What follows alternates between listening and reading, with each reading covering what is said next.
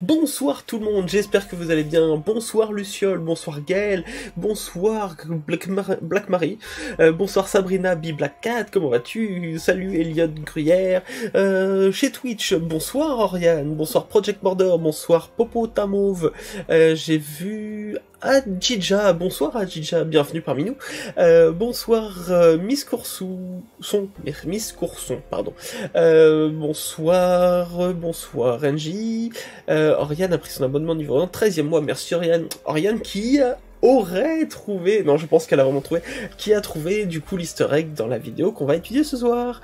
Salut Globule Rouge, salut Johnny Locke, salut Delphine, salut Sébastien, salut Alistair, salut Résilient, je t'ai pas dit bonjour, Résilient je crois.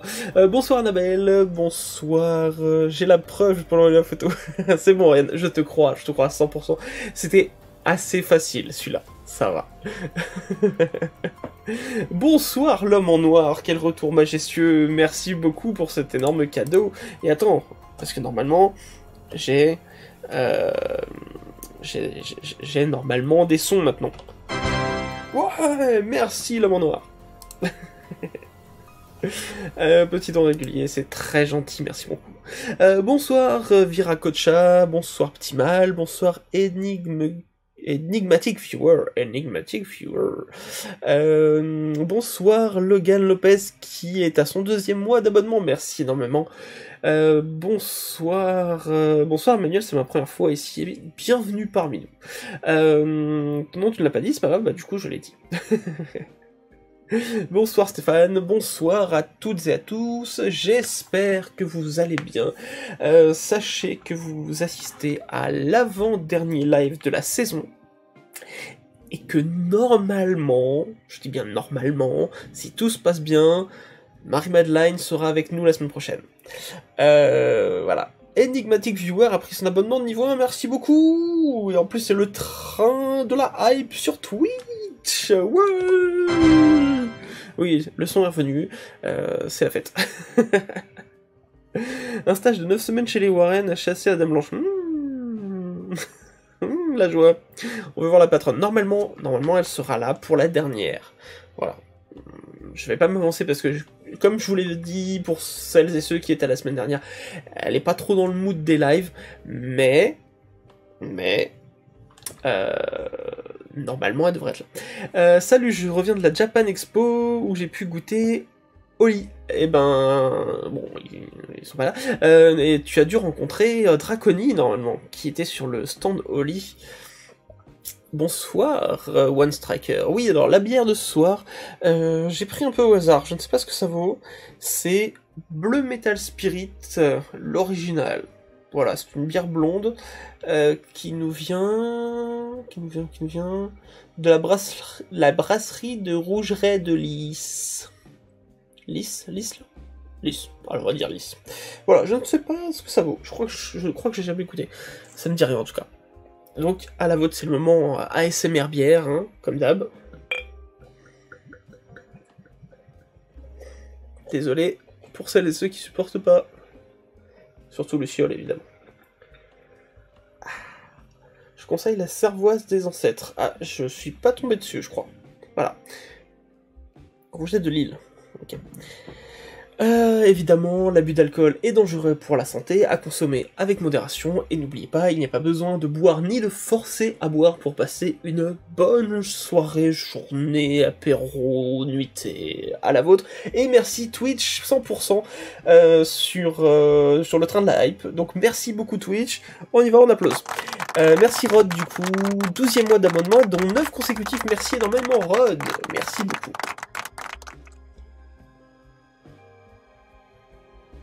Retour de Marie-Madeleine. Ouais, normalement, prochaine fois. Moi, je veux un chocolat chaud. Et ben, c'est comme tu veux. Moi, je trouve qu'il fait super chaud, là, mais bon.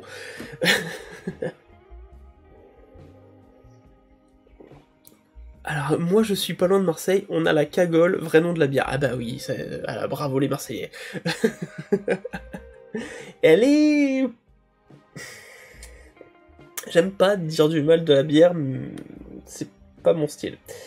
Je vais la finir quand même. Hein. En vrai, un chocolat froid pendant un été, ça le fait. Oui. Après, le matin, des fois, je bois du chocolat chaud. Hein. Tu devrais vraiment aller à Munich pour l'Oktoberfest. La bière est brassée spécialement pour l'événement. Ah, ça doit être fou.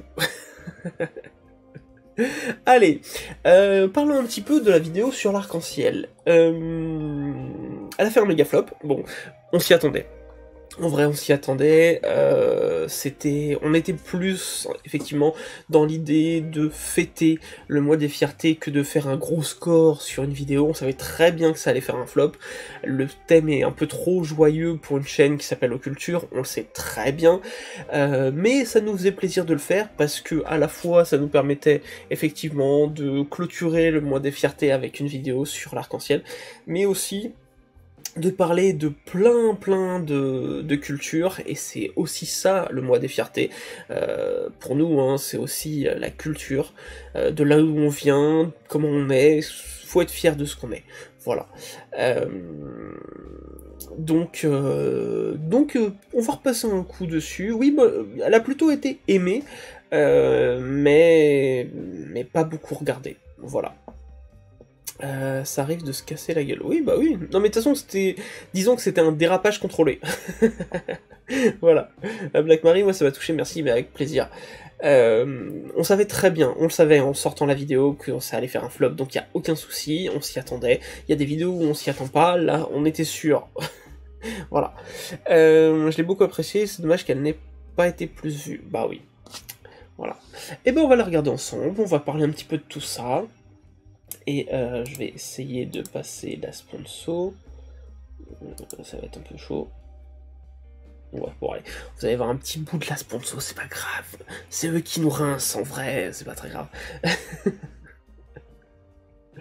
Je l'ai regardé, mais j'ai bien aimé, j'ai une petite tête, j'ai pas tout retenu, mais j'ai apprécié la vidéo. Oui, c'est normal, hein. On voit tellement de trucs entre les séries, les films, les podcasts pour ceux qui en écoutent. Voilà, bref. La sponsor. Oui, mais ils payent pas pour les lives. Ils devraient nous payer pour les lives. Je m'habillerai en Jean Constantin. Allez, on passe sur les internets. C'est parti.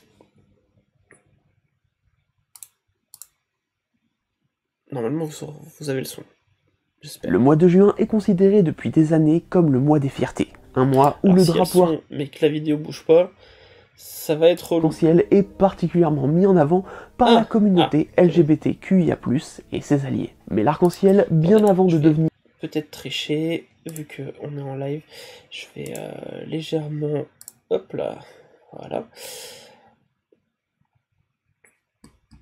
Et on va revenir un petit peu en arrière. Regardez pas. Le mois de juin est considéré depuis des années comme le mois des fiertés. Un mois où le drapeau... Ça fait très longtemps hein, que c'est le mois des fiertés, ça date vraiment genre des années 70, que juin est associé au mois des fiertés.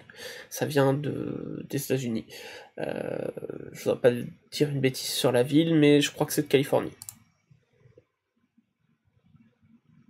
Arc-en-ciel est particulièrement mis en avant par la communauté LGBTQIA+, et ses alliés. Mais l'arc-en-ciel, bien avant de devenir un symbole de lutte pour les droits de nombreuses personnes, a connu de très nombreuses interprétations, donnant lieu à un large panel de croyances. Envie de connaître les secrets qui se cachent quelque part derrière l'arc-en-ciel? Alors c'est parti pour un nouveau moment d'occulture. Luciole, tu dis, c'est répétitif de dire LGBTQIA+, et ses alliés, car le A, c'est allié justement. C'est pas ce que j'ai lu. Pour moi, le A, de ce que j'avais lu quand j'avais écrit la vidéo, c'était les asexuels. Voilà. Voilà. 3/4 des modos, oui, effectivement. Merci pour le train de la hype sur Twitch. Vous avez le droit à un emoji chouchou. Voilà. On continue. Donc vous avez vu, il y avait eu j'ai fait un générique spécial habillé de plein de petits points de couleur pour l'occasion. C'est agenré aussi, ah oui, certes. Comme une très grande majorité des phénomènes météorologiques, l'arc-en-ciel n'échappe pas aux diverses interprétations humaines à travers le monde et le temps. Évidemment, l'humanité a très vite cherché à comprendre comment un tel phénomène pouvait se produire dans le ciel. Déjà Pline l'Ancien, vers 59 de notre ère, écrivait qu'il ne s'agissait ni d'une merveille, ni d'un prodige. Mais même si aujourd'hui... Oui, ça galère un petit peu. Alors, il y a des orages qui arrivent par chez moi, donc si vous voyez que ça galère, si ça coupe d'un coup, c'est que les orages sont arrivés. Voilà, cherchez pas, hein, ça viendra de là. Tout va bien, c'est pareil, dérapage contrôlé. Oriane dit, question par rapport à l'easter egg. Il y a un rajeunissement ou bien non, disons plutôt que c'est le choix de photo qui a fait qu'on a une tête un peu chelou sur l'easter egg. Voilà. Aujourd'hui, on sait exactement comment ce phénomène se produit, on va vous laisser découvrir ça via d'autres chaînes YouTube qui l'expliqueront sans doute mieux que nous, pour se concentrer uniquement. On voulait pas vous embêter avec comment un arc-en-ciel se faisait, donc on est passé directement, et vous irez voir, Jamy, il explique très bien, clairement il a fait une petite vidéo sur l'arc-en-ciel qui est très bien, donc je vous la conseille. Sur les mythes et les légendes, et on vous assure qu'elles ne sont pas toutes positives. C'est vrai. La déesse arc-en-ciel. Dans le dictionnaire réel d'assyrologie et d'archéologie du Proche-Orient, l'historien et archéologue Wilfried George Lambert rapporte que la déesse Manzat, présente dans la mythologie mésopotamienne et élamite, aurait été la déesse arc-en-ciel. C'est d'ailleurs ça galère son nom qui aurait été utilisé comme nom commun pour désigner l'arc-en-ciel en akkadien.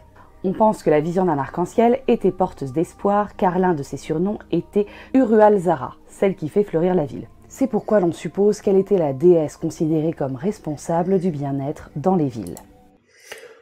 Voilà, on commence très simple. La déesse arc-en-ciel, c'est celle qui est dans le bien-être des villes. Alors faut imaginer que les villes, c'est pas les villes comme on a aujourd'hui, donc voir un arc-en-ciel, c'est plutôt bénéfique. Voilà, pour l'ambiance générale des villes à ce moment-là. Plutôt cool.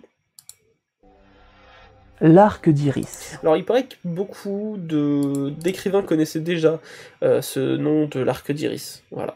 Dans la Grèce antique, l'arc-en-ciel aurait été la preuve de la présence d'une déesse. Il s'agit alors d'Iris, ou plus précisément de la... Oh là là, ça galère! Trace que laisserait Iris lorsqu'elle descend rapidement de l'Olympe à la Terre pour porter un message. Dans l'Iliade, elle est définie comme la messagère de tous les dieux éternels. Souvent représentée comme ayant des ailes brillantes de toutes... On va faire de la radio ce soir. Les couleurs réunies, elle donnera son nom à l'adjectif irisé, qui signifie avoir les nuances de l'arc-en-ciel. Dans le... Voilà, c'était une petite explication d'où venait le mot irisé, pour les personnes qui ne savaient pas. Donc iris, ça vient de... Enfin, irisé, ça vient de la déesse Iris. Et sachez d'ailleurs qu'en portugais, effectivement, on me l'a rappelé, que l'arc-en-ciel, c'est arco iriso. Irisu. Ça dépend si vous venez du nord ou du sud. Voilà, donc c'est vraiment l'arc d'iris en portugais. Tout simplement. Iris que rien. Ah ça y est, j'entends l'orage. C'est pour ça que ça galère. Le langage poétique, pour parler de l'arc-en-ciel, on peut parler aussi d'arc d'iris. Attendez, je vais faire un petit coup de rafraîchissement, ça se trouve ça va aider. Je suis à combien? 4 minutes 7. Ah oui, ça galère. Oh.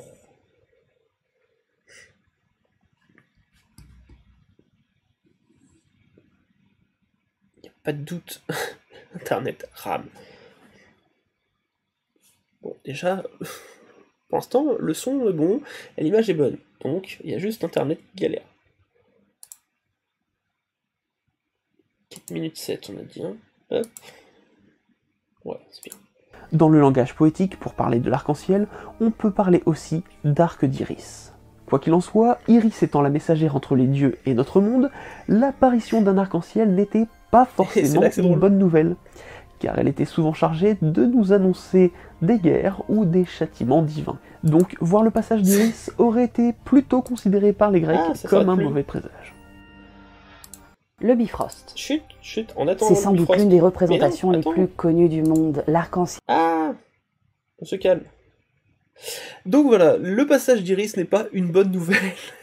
Du coup, voir un arc-en-ciel, d'après ce qu'on sait, pour les Grecs anciens, bah c'était pas super joyeux. Ça veut dire qu'Iris venait annoncer à à l'un des... comment on appelle ça? L'une des Pity, qu'il y avait quelque chose de mauvais qui arrivait. Voilà, pas cool. Pas cool, pas cool.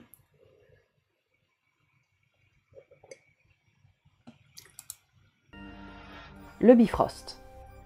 C'est sans doute l'une des représentations les plus connues du monde. L'arc-en-ciel serait un pont reliant Midgard, la terre des hommes, à Asgard, la demeure des dieux.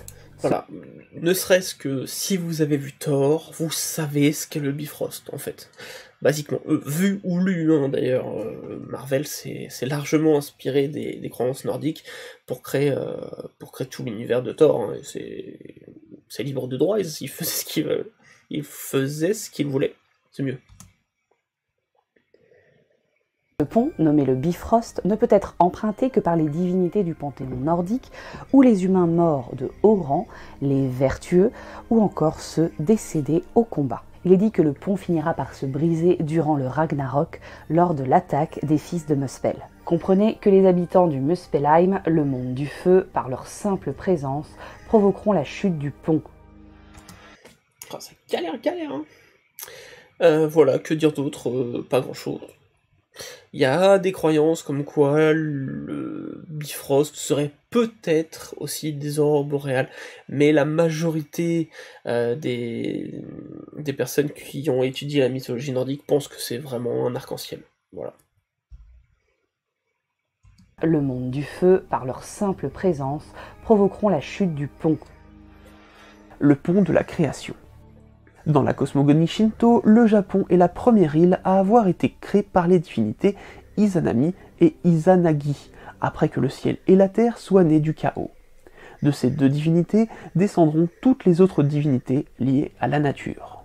Mais pour que ce couple divin descende sur Terre, ils ont emprunté ce qui est appelé le céleste pont flottant. C'est d'ailleurs depuis ce pont qu'ils auraient créé l'archipel. Et bien pour de nombreuses personnes, comme Jeremy Roberts, auteur de Japanese Mythology A to Z, ce pont céleste reliant la Terre et le ciel a de grandes chances d'avoir été inspiré par les arcs-en-ciel. Voilà, très simple, il n'y avait rien, les deux divinités sont apparues, ils étaient sur un arc-en-ciel, et ils ont créé l'archipel du Japon. Franchement, je trouve que la croyance est très sympathique. Résilient, tu dis par contre, selon mes souvenirs, le Bifrost de Marvel est assez violent. Oui, c'est surtout une sorte d'ascenseur super rapide. Un truc vraiment un peu hard. Pour ceux qui savent pas, le Bifrost, c'est des pâtes à trapper et des oignons cuits en galette. Ah bon? Je ne savais pas. Je vous laisse, je sens que de revoir l'histoire du pont pour les animaux, trop difficile pour moi. Pas de soucis, Angélique. Merci beaucoup d'être passé au moins. C'est un téléporteur, oui c'est ça. Et ça c'est très joli. Ça a les couleurs de l'arc-en-ciel quand tu prends le téléporteur. Voilà, c'est comme ça qu'ils ont représenté le Bifrost. Le chemin des esprits. Dans la culture du peuple Navarro, l'on trouve ce que l'on appelle de la peinture de sable. Il s'agit de motifs colorés faits à la main sur des peaux de daim ou des tapis en tissu. Ces œuvres sont... Alors là, c'était assez compliqué. On savait pas trop quoi mettre comme illustration, parce que, comme on vous le dit un peu plus tard, tout ce qui est là, ce sont soit des représentations avec les mauvaises couleurs, soit des trucs qui ne sont pas du tout religieux, qui sont faits juste pour les touristes. Voilà, parce que le peuple Navarro a réussi un maximum, en tout cas, à garder les vrais symboles pour les personnes qui pratiquent encore cette croyance de la guérison par les esprits. Uniquement destinées à la guérison. Chaque œuvre a pour but de faire venir les esprits afin qu'ils puissent guérir une personne malade. Ce dernier, une fois le dessin terminé par le chaman, vient s'asseoir dessus afin que les esprits puissent plus facilement entrer en contact avec le malade. Alors que les esprits rétablissent l'équilibre dans le corps du patient, ce dernier absorbe les puissances surnaturelles. Une fois le rite terminé, la peinture de sable est considérée comme toxique. C'est pourquoi elles sont délicatement détruites au coucher du soleil, généralement à l'aide de plumes. Salut Katsirana. Quel rapport avec l'arc-en-ciel ? Eh bien, il fait partie des centaines de motifs connus et serait, selon les sources, le chemin emprunté par les esprits afin de venir sur Terre. Voilà, donc très simple. En gros, les esprits utilisent un arc-en-ciel pour descendre sur Terre, et grâce au dessin, donc aux peintures de sable, on peut guérir les gens, parce que les esprits passent à travers les gens, prennent leur maladie, infectent le sable, et voilà. Bonne nuit Project Mordor, merci d'être passé. Le seul problème, c'est qu'on ne connaît malheureusement pas tous les styles de motifs. Les Ouais. Navarros, pratiquant encore cette croyance, n'exposent des peintures de sable qu'avec Voilà. des couleurs inversées ou contenant des motifs pas du tout religieux.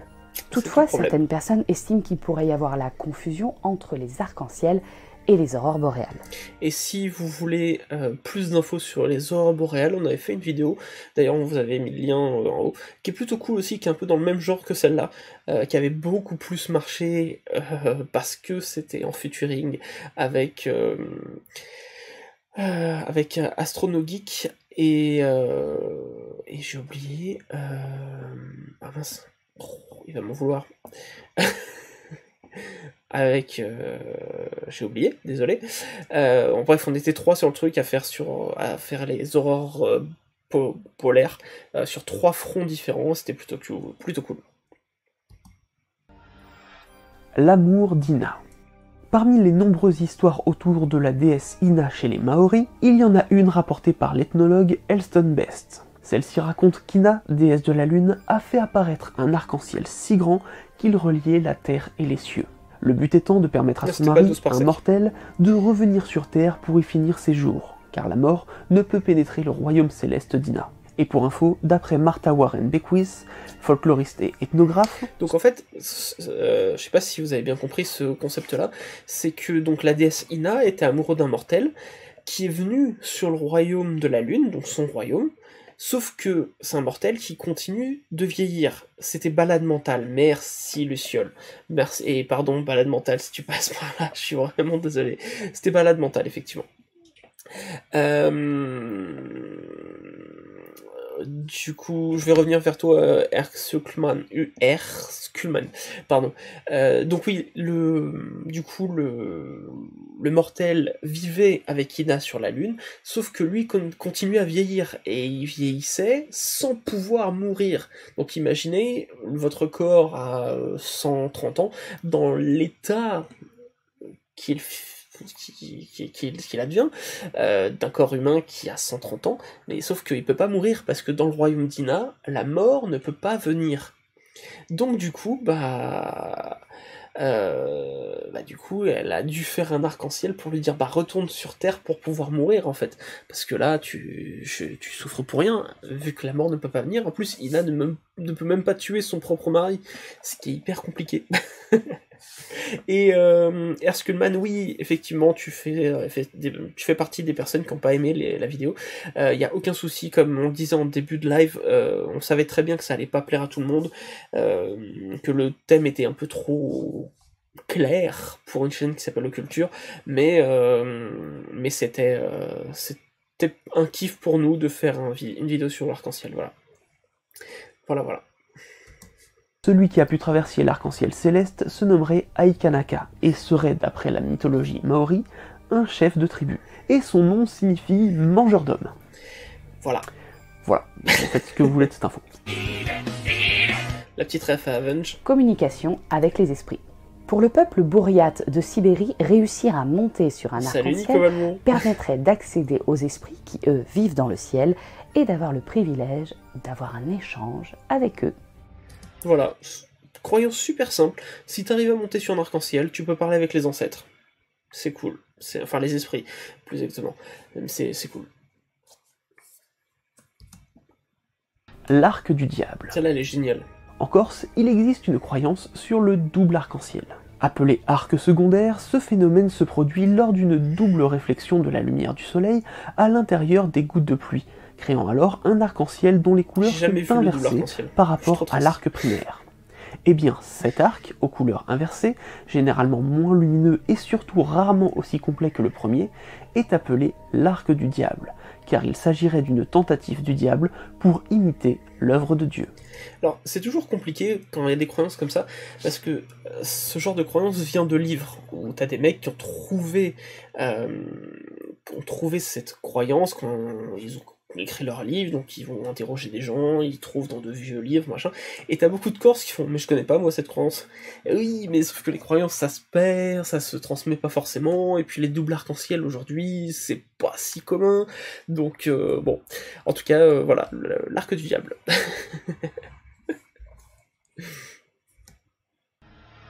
Un dieu Comme quoi Simba qui voit son père dans les nuages, c'est vraiment un privilège, pas besoin d'un arc-en-ciel lui. Ouais, oui, clairement. serpent. Cette croyance-là concerne plusieurs tribus australiennes. Parmi elles, existe une croyance envers un serpent géant qui serait pour certains créateur du monde, voire de l'univers, et pour d'autres, un dieu créateur uniquement à l'origine des crêtes, des montagnes et des gorges. Mais dans tous les cas, celui-ci serait visible quand on aperçoit un arc-en-ciel. C'est pourquoi l'anthropologue anglais... Il y a beaucoup de croyances sur le mythe des serpents, enfin des arcs-en-ciel qui sont des serpents, c'est incroyable.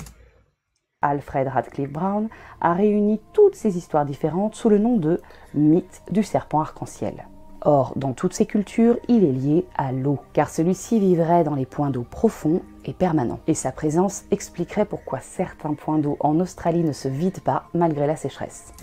Voilà, en fait c'est surtout parce que les fosses sont tellement grandes qu'il y a toujours de l'eau au fond, mais je trouve que c'est très symbolique de penser que le serpent arc-en-ciel se trouve dans un point d'eau, et c'est ce qui fait qu'il y a toujours de l'eau dans ce point d'eau, et du coup, bah, le créateur, en fait, quelque part de l'univers, continue à donner de l'eau aux personnes qui vivent à cet endroit-là, et je trouve ça très beau, très très beau. Du coup, si on montre un arc-en-ciel à Indiana Jones, ça passe? Bonne question. Présence est là pour annoncer la pluie ou pour l'arrêter. Mais dans tous les cas, il est fortement déconseillé de le déranger sous peine de gros soucis. Baby Bump coloré. Rapporté par Arthur Wallet, connu pour ses recherches et ses traductions de très nombreuses poésies chinoises. De quoi? Elle en a pas eu, non. Désolé, petite interruption, pause bébé. C'est bon. Ouais, non mais c'est... Apparemment, la petite a mal aux dents. Encore. Je vais couper la clim. Elle fait trop de bruit. Non, ça va. Faut continuer, hein, on buvait un café, on est en train de discuter avec Marie-Madeleine. Tu veux dire bonjour quand même? Je peux pas. Je suis en train de gérer une pipette de Doliprane, les gars. Non mais juste au loin, comme ça fait bonjour. Bonjour. Voilà, un peu de politesse. Allez, on continue. Une croyance existait aux alentours du 5e siècle avant notre ère, en Chine. Il était dit que l'arc-en-ciel était une ceinture. Et si cette ceinture était en forme d'arc de cercle, c'est parce qu'il s'agissait de la ceinture gonflée d'une femme enceinte. J'aime beaucoup celui-là. Alors, c'est une croyance qui serait plus une poésie qu'autre chose, mais apparemment cette poésie a créé une croyance assez locale en Chine, mais je trouve ça très beau de penser ventre d'une femme enceinte, en fait, pour l'arc-en-ciel. Je trouve ça super beau. Toutefois, ce n'est ici pas un bon présage, car l'apparition d'un arc-en-ciel annonce la grossesse de quelqu'un qui n'aurait pas dû l'être. Comprenez ici hors mariage, même s'il n'est jamais précisé si la femme enceinte était consentante ou non avant de tomber enceinte. C'est toujours le petit truc, c'est qu'il y a beaucoup de textes qui disent que effectivement les femmes enceintes hors mariage sont reniées d'un village, d'une civilisation, tout ça, mais c'est jamais précisé si elles sont tombées enceintes volontairement ou pas. Tu vois, involontairement dans on tombe jamais, pas vraiment volontairement enceinte, on peut chercher à tomber enceinte, mais je trouve que ça manque toujours de ce petit truc. À quand les soldes sur le merch culture? Il faut le t-shirt Rainbow. Je crois, si je te dis pas de bêtises Nico, que sur Spreadshirt en ce moment, t'as des promos, parce que c'est les soldes, ou sur Tostadora, je crois que c'est à partir de 2 t-shirts, t'as un code, quand tu vas sur le site de Tosta directement, t'as un code de promo, donc hésite pas à l'utiliser si tu veux, voilà, mais je crois qu'en ce moment il y a des promos, Voilà, c'est pas nous qui gérons les sites, on passe par des sites marchands, donc en fait les promos, c'est eux qui les gèrent. Voilà. Il est également fortement déconseillé de pointer un arc-en-ciel du doigt pour éviter de passer pour quelqu'un d'irrespectueux envers Tian, la divinité du ciel. T'imagines, tu veux dire « Oh, regarde le bel arc-en-ciel !» Et là, t'as la divinité du ciel qui dit « Oh, tu montes pas du doigt, sinon je te démonte. » C'est exactement ça. Tu ah, mince, mais c'est pas vous que je monterai du doigt. Ah. Un dragon bicéphale.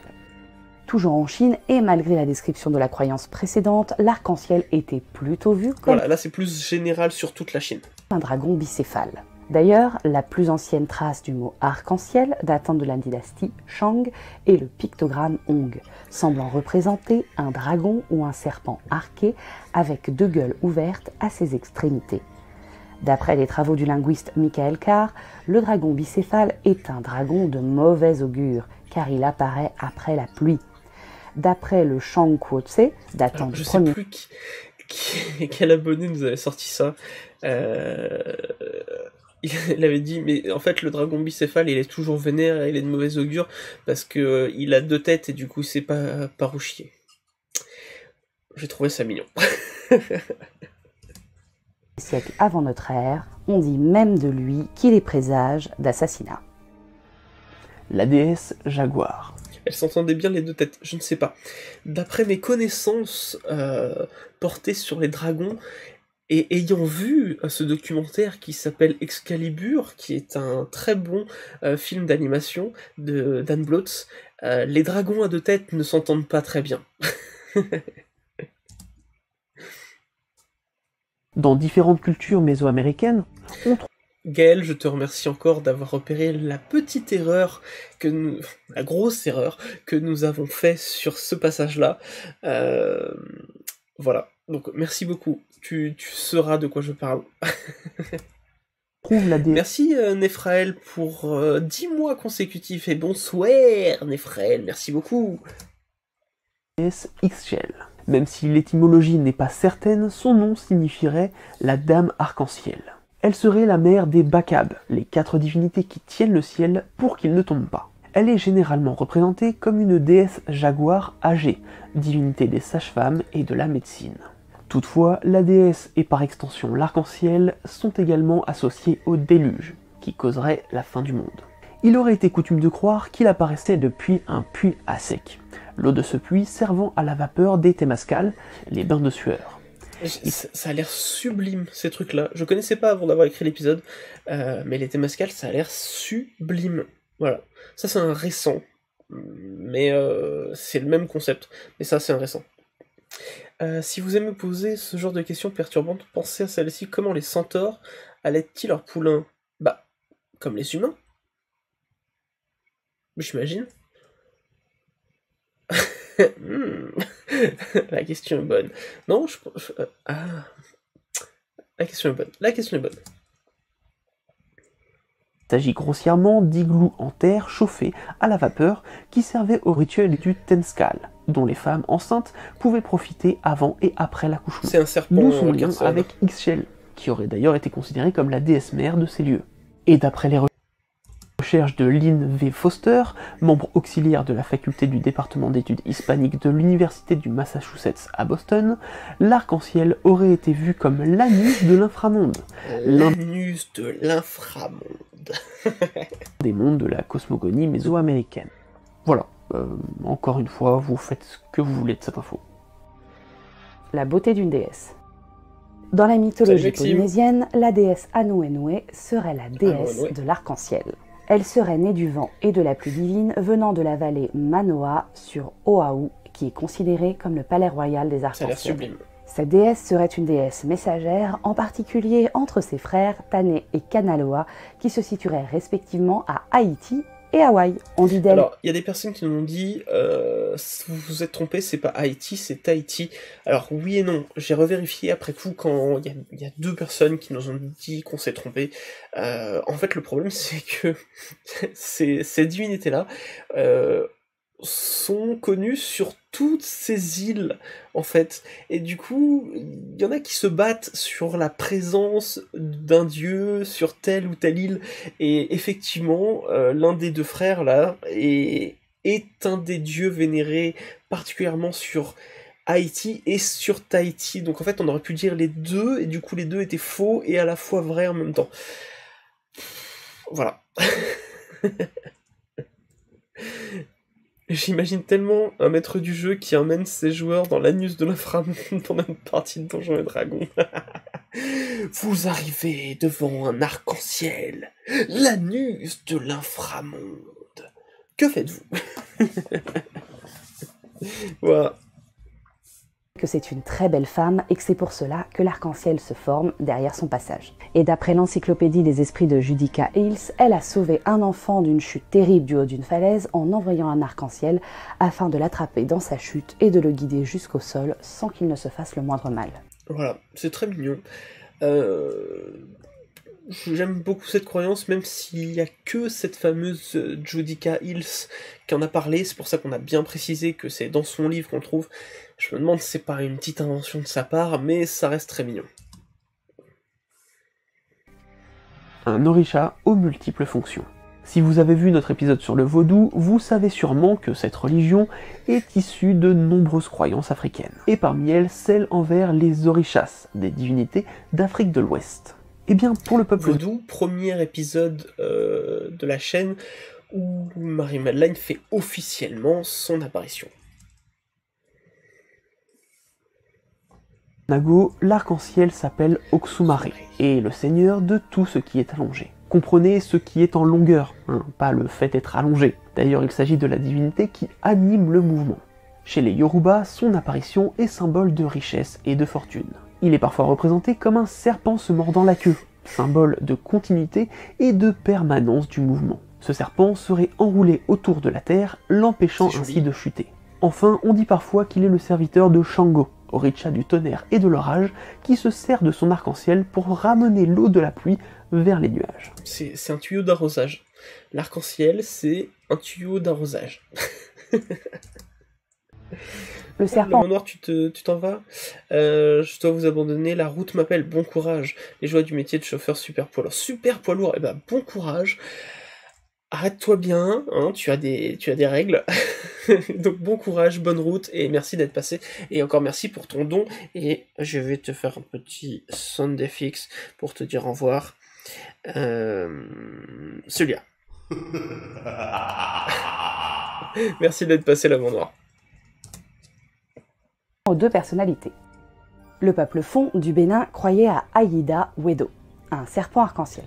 Oui, encore un. On dit qu'il était là avant la création de la Terre. Il était le serviteur de Mawu, la divinité qui a créé notre monde. Aïda Wedo aurait porté Mawu dans sa gueule pendant qu'elle façonnait le monde. En traversant la Terre, le serpent aurait créé les canyons, les rivières, les vallées et les montagnes. Alors, juste pour le... Information inutile, numéro 45. J'ai une anecdote sur ce passage-là, le montage plutôt de ce passage-là. J'ai monté le truc d'Aïda Yedo. Oui, Wedo. Aïda Wedo, merci. À Carrefour. Je m'explique. J'ai eu un souci avec ma voiture. Je l'ai emmené au garage, sauf que c'est un garage qui est à côté de Carrefour, d'un hypermarché. Et du coup, je me suis posé à Carrefour parce qu'il y a des zones de travail dans ce Carrefour. Voilà. J'ai monté ce passage-là dans un Carrefour. La déchéance.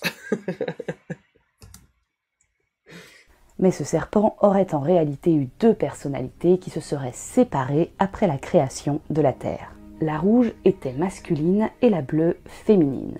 Cette dernière aurait eu le pouvoir de lancer des éclairs et des arcs-en-ciel avec son corps. T'imagines le pouvoir de lancer des arcs-en-ciel et des éclairs avec ton corps. Tornade des X-Men, elle peut laisser se rhabiller. Très clairement. Vivrait dans les nuages, dans les arbres, dans les sources, ou encore les rivières. La moitié mâle fut envoyée par Mawu pour Bienvenue à toi, Ken Desmond, parmi les lutins. Entourer la terre afin de supporter sa création. Lui serait la cause des tremblements de terre en se tordant. J'adore l'idée que le serpent qui entoure la Terre, quand il bouge, ça crée des tremblements de terre. L'idée est sublime. Voilà. J'adore. Lancer des arcs-en-ciel, of course, super pouvoir LGBT par essence. Ah bah non, je l'aime bien déshabiller, ma tornade. Oui. Non, mais je comprends. Je comprends. Je comprends. D'effort. Et la légende veut que lorsqu'il n'y aura plus assez de ressources sur Terre pour le nourrir, il se mordra la queue, faisant sombrer la création de Mahou dans l'abîme. Réjouissant, n'est-il pas?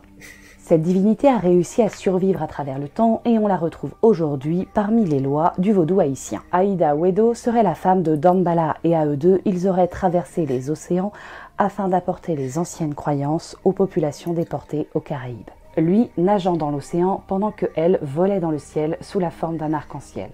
C'est beau. Elle est vue comme le loi de la fertilité, des arcs-en-ciel, du vent, de l'eau, du beaucoup de choses à faire. feu, de la richesse, du tonnerre. Et ça, c'est le problème des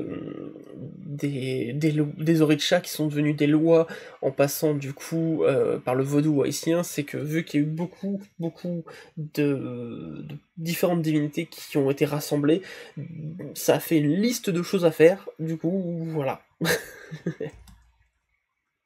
Des serpents. Par syncrétisme, Aïda Wedo est associée à l'Immaculée Conception. Voir tout l'arc-en-ciel.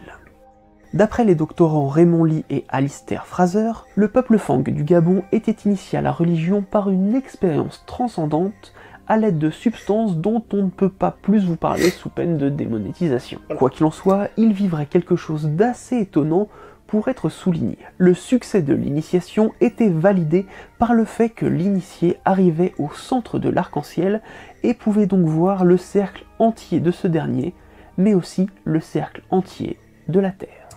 Alors, je tiens à dire que là, on est sur une croyance, du coup, du peuple Fon, ok? Donc, quelque chose qui... dont les croyances datent d'avant, on va dire, avant les premiers... la première commerce triangulaire. On est quand même sur un peuple qui est considéré par les Blancs comme un sous-peuple. Sauf que eux, ils ont déjà compris que l'arc-en-ciel était entier et que la Terre était ronde. Voilà. Et ce qui est le plus étonnant, c'est quand même l'arc-en-ciel entier. C'est-à-dire que nous, on a mis du temps avant de comprendre que l'arc-en-ciel était entier. Mais je trouve ça très beau, en fait. Voilà. Parce que oui, un arc-en-ciel, c'est toujours entier. Hein. Quand tu prends de là-haut, tu le vois dans l'intégralité. Mais ce n'est pas aussi le cas de Jormungand, je crois. Tout à fait.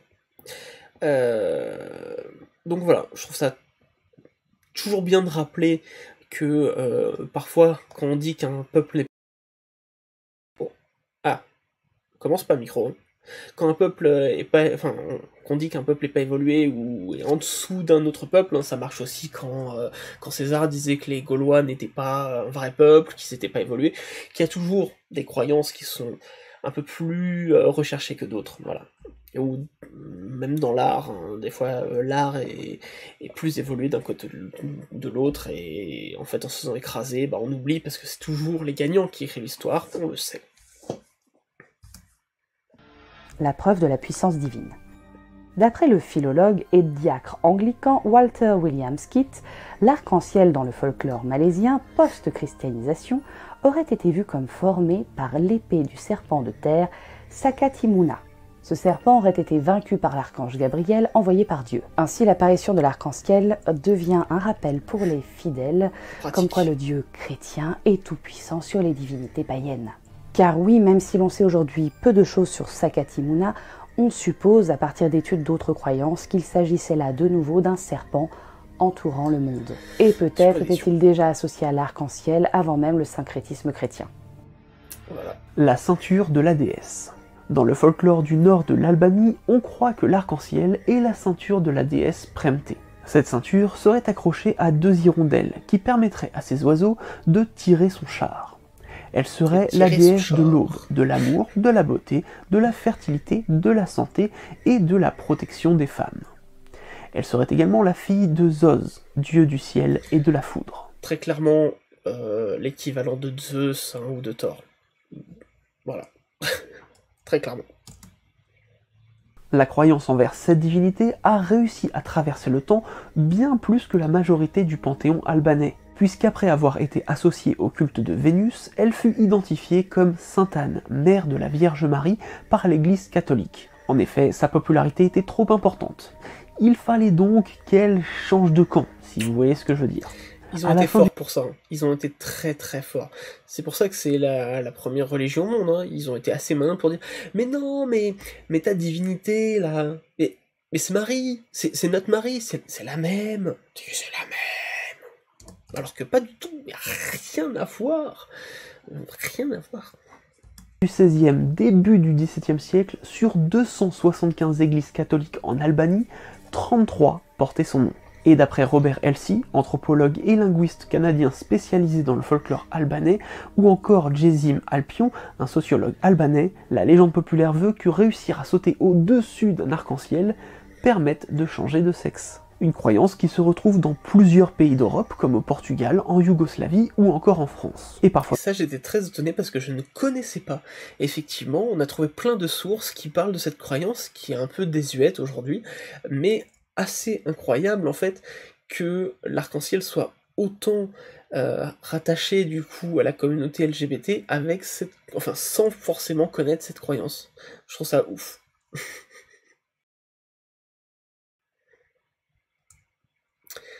Même avec des variantes, comme dans la région du Belfort, où l'on croyait qu'une jeune fille qui arrivait à faire passer son bonnet au-dessus d'un arc-en-ciel pouvait devenir un garçon. Par contre, c'est très spécifique, hein. Tu vois, dans le Belfort, c'est juste les filles, grâce au bonnet, qui peuvent devenir un homme. À croire que les hommes n'ont pas très envie de devenir une femme. Beaucoup plus de choses à gérer, hein, quand on est une femme. Voilà. Mais ces croyances existent. Un démon mangeur d'enfants. Dans le peuple Karen de Birmanie, qui n'est évidemment pas composé uniquement de Karen, il est dit que l'arc-en-ciel serait en réalité un démon qui aurait été peint dans le ciel. Chaque démon se trouve un bel arc-en-ciel. Il serait... Si vous ne connaissez Par pas conséquent- Has Been Hotel, regardez Has Been Hotel. Téléchargez-le de la façon dont on n'a pas le droit de le dire grâce à une marque qui nous sponsorise beaucoup. Mais regardez Has Been Hotel. Vraiment, c'est génial. Voilà. C'est le moment pub pour Has Been Hotel. quand un danger pour quiconque le verrait et aurait en plus un goût très prononcé pour la chair d'enfant. Il serait donc très fortement conseillé de rentrer immédiatement quand un arc-en-ciel apparaît. Le Oui. dieu Oui, du coup, oui. Si t'as peur de l'arc-en-ciel, Team Eluvabos. C'est très bon, Eluvabos aussi. Je suis d'accord. Saint-Norverpan, c'est ça. Je pense qu'il y a des orages. Oui, il y a des orages un peu partout en France, effectivement. Voilà. de la météo.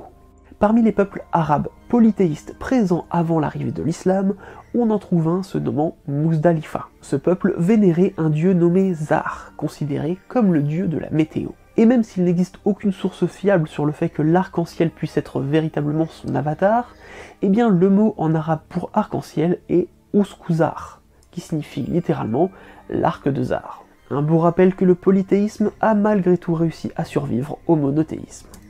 Bah oui, parce que les peuples arabes, avant l'arrivée de l'islam, étaient majoritairement polythéistes. Il faut pas l'oublier, ça. Et oui, après, vous me direz, les peuples en toute l'Europe étaient polythéistes aussi. Mais c'est vrai que l'islam s'est tellement bien implanté dans le nord de l'Afrique qu'on oublie souvent que les peuples étaient en grosse majorité polythéistes et qu'ils avaient résisté encore un peu à la christianisation, en fait. Et c'est vraiment avec l'islam que ça a bien pris. Mais je trouve ça bien de rappeler qu'il y a toujours des petits éléments comme ça qui arrivent à survivre au au monothéisme. Non, c'est faux. Qu'est-ce qu'il faut? Qu'est-ce qu'il faut? J'ai dit une bêtise? Non, c'est faux. Je voudrais que tu développes Sakamoto. Qu'est-ce qu'il faut? Suspense. Ah, on a perdu YouTube. Bah voilà, Sakamoto, pendant que tu écris, je vais essayer de récupérer YouTube dans le chat. Si ça bug pas comme l'autre fois. Tac. Bonsoir Frédéric. Hop.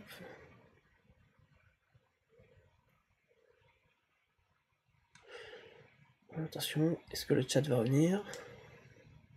Suspense. Non, oui, non. Allez. On fait même peu comme l'autre fois, il veut pas revenir. Moi, je veux bien dire que j'ai tort. Hein. Faut juste me dire pourquoi. Bon, bah, Sakamoto, dès que tu peux, développe, n'hésite pas. Je serai agréablement surpris de voir pourquoi j'ai tort. L'arc d'Indra. Dans la mythologie hindouiste, l'arc-en-ciel est littéralement un arc, mais évidemment pas n'importe quel arc. Il s'agit de Chakradhanus. Alors, quelqu'un qui parle mieux que nous a dit que ça se disait pas Chakradhanus. On s'en doutait un petit peu, mais c'est beaucoup plus drôle de dire Chakradhanus. Voilà. Oui, Chakradhanus, l'arc du dieu Indra, dieu de la foudre et de la guerre. Elle est l'une des armes utilisées contre Vritra, démon de la sécheresse, qui ne sera finalement abattu que par Vajra, la foudre qui fut fabriquée à partir de la colonne vertébrale d'Indra, car la foudre qui fut fabriquée à partir de la colonne vertébrale d'Indra. Je ne sais pas si vous imaginez la douleur que ça doit être. Shiva lui avait promis qu'il ne serait tué que par une arme exceptionnelle.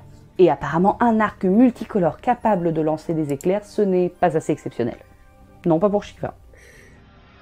La porte des morts en mer. Ah, Parmi j'aime les bien mythes que se racontent les marins, une croyance dit que l'arc-en-ciel visible au-dessus de la mer est le passage entre le monde des vivants et celui des morts noyés. D'ailleurs, s'approcher d'un arc-en-ciel en pleine mer serait prendre le risque de finir happé par les profondeurs sous-marines.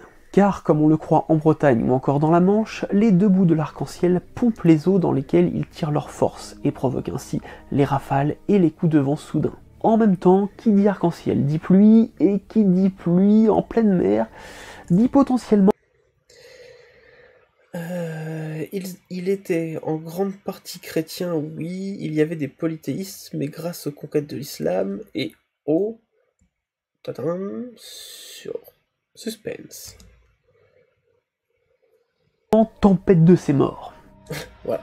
Donc ouais, ne pas s'approcher d'un arc-en-ciel en mer pour les Bretons. Et apparemment c'est valable aussi dans la Manche. Voilà. Converti de masse pour... grâce aux conquêtes de l'islam et aux convertis de masse pour éviter... Suspense. C'est intéressant ce que tu dis, Sakamoto.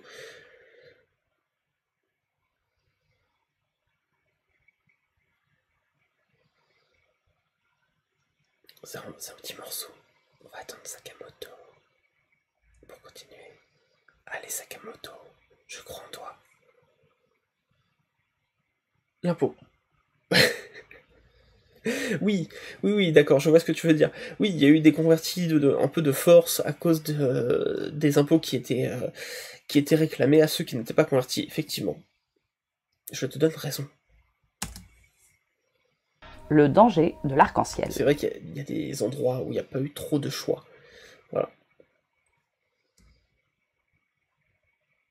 Mais non, mais je fais pas d'ASMR, j'ai chuchoté. Promis, je fais pas d'ASMR. J'ouvrirai une chaîne ASMR exprès et je te préviendrai de pas aller dessus. Parmi les langues des Premières Nations d'Amérique du Sud, il en trouve une qui se nomme le Yanesha. Et dans cette langue, il existe un dialecte parlé au Pérou central qui se nomme Amoesha. C'est dans ce dernier que l'on trouve l'expression Ayona Achartan, que je ne dois évidemment pas du tout prononcer correctement, mais qui signifie littéralement l'arc-en-ciel. En parlant d'armes, Durandal a été retrouvé pas à ma connaissance. Voilà. Nova, la semaine prochaine, vous serez dans live. Normalement, oui, pour la dernière de la saison. Ah, après on se barre en vacances. L'arc-en-ciel m'a fait mal à la peau. à la peau. La croyance populaire, que l'on retrouve d'ailleurs dans de nombreuses tribus amazoniennes, veut que l'apparition de l'arc-en-ciel soit liée à des esprits malins pouvant causer des problèmes de peau et des fausses couches. Il serait d'ailleurs de coutume de fermer la bouche lors de l'apparition d'un arc-en-ciel pour éviter toute intrusion de ces esprits dans notre corps.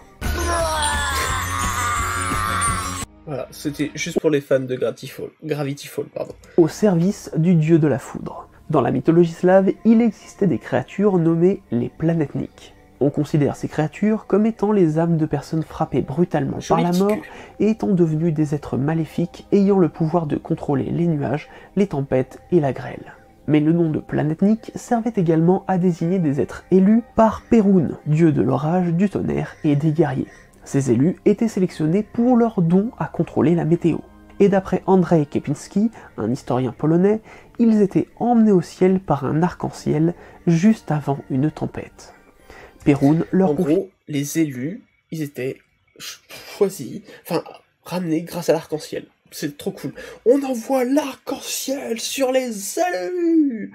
Et là, la communauté LGBT, ouais. Et alors la mission de combattre les nuages d'orage et de grêle. Fermer la bouche quand on voit l'arc-en-ciel, et ben la pride va être ennuyeuse. Elle est bien. Ce qui donne finalement un combat entre Planetnik maléfique versus Planetnik élu. Et même si tout cela semble en effet très surnaturel, sachez que dans le grand livre des démons polonais Lexique et Anthologie de la démonologie populaire, il est fait mention d'une croyance plus terre-à-terre, selon laquelle il y avait bien des hommes considérés comme des mages qui allaient dans les champs lorsqu'une tempête arrivait pour tenter de la chasser à coups de sorts magiques. C'est pas si étonnant, tu vois, genre... des mages qui tentent de virer la foudre, ouais, ça me choque pas. Voilà. C'est fou comme guerre, foudre et tonnerre sont souvent attachés les uns aux autres dans beaucoup de croyances. C'est normal, c'est à cause du bruit. Le bruit d'une guerre, au loin, tu peux considérer ça comme un coup de tonnerre, en fait. Je suis pas si étonné. Je trouve ça assez logique, en fait, dans la construction mentale du truc. Mais bon. Tu es l'élu. Je suis l'élu. Nous sommes tous des élus. J'ai la ref. Broyé par un arc-en-ciel. Cette fois, direction la Lettonie. Selon Pietris Smith, un sinologue, linguiste et ethnographe letton, une ancienne légende raconte que l'arc-en-ciel était une créature vivante qui se désaltérait grâce à l'eau d'une rivière ou d'un lac.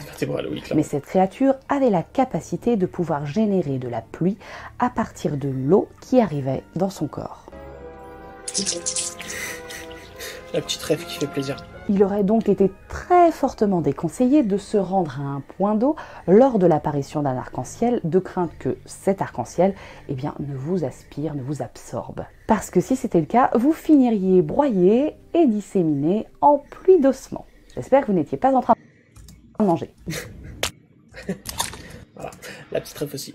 Ouais, l'arc-en-ciel qui t'absorbe, et vu qu'il y a de la pluie qui sort du corps de la créature arc-en-ciel, si tu passes dans la gueule de l'arc-en-ciel, tu ressors toi aussi en pluie de poudre d'os et de sang. La joie, l'arc-en-ciel, la beauté. La promesse de Dieu. Et allez, on attaque le plus gros morceau autour de l'arc-en-ciel, sa présence dans la Bible. L'arc-en-ciel est présent dans la Genèse, ce qui signifie qu'il était déjà présent dans la Torah. La croyance générale veut que l'apparition...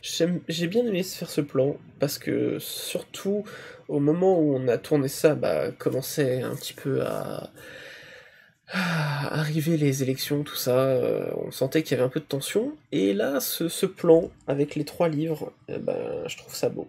Ce qui signifie qu'il était déjà présent dans la Torah. Voilà. La croyance générale veut que l'apparition d'un arc-en-ciel soit un signe de Dieu, ou Yahvé, pour nous rappeler l'engagement Oui, pas de ref à Kaamelott dans l'épisode, j'en avais parlé qu'il a pris en live, je vous avais dit qu'il n'y aurait pas de ref à Kaamelott dans l'épisode, et il n'y en a pas eu. Voilà. Bonsoir Céline. Denethor et sa tomate me font cringe à chaque fois, pareil. veut que l'apparition d'un arc-en-ciel soit un signe de Dieu, ou Yahvé, pour nous rappeler l'engagement qu'il a pris auprès de Noé, de ne plus nous envoyer de... J'en ai souvent vu deux, l'un au-dessus de l'autre. Est-ce que tu vas aborder le sujet là aussi? Albatar nous dit ça. On l'a déjà passé. Effectivement, il y a une croyance corse qui raconte que le deuxième arc-en-ciel, qui est moins brillant et dont les couleurs sont inversées, a été dessiné par le diable. Donc on appelle cet arc l'arc du diable. Voilà. C'est l'une des seules croyances qu'on a trouvées sur le sujet, pardon. Déluge suffisamment puissant pour nous détruire. Mais petit retour dans le texte, voici ce que le grand Manitou aurait dit à Noé. Voici le signe de l'alliance que j'établis entre moi et vous, et avec tous les êtres vivants qui sont avec vous, pour les générations à jamais. Je mets mon arc au milieu des nuages, pour qu'il soit le signe de l'alliance entre moi et la terre. Lorsque je rassemblerai les nuages au-dessus de la terre, et que l'arc apparaîtra au milieu des nuages, je me souviendrai de mon alliance qui est entre moi et vous, et tous les êtres vivants. Les eaux ne se changeront plus en déluge pour détruire tout être de chair. Petite pause. Là, vous voyez dans le texte, je l'ai pas précisé parce que sinon il fallait partir sur de l'héraldique et j'avais pas envie de faire ça. Là, dans le texte biblique, il est dit que Dieu pose l'arc-en-ciel sur les nuages. Enfin, son arc, pardon, sur les nuages. Quand vous voyez des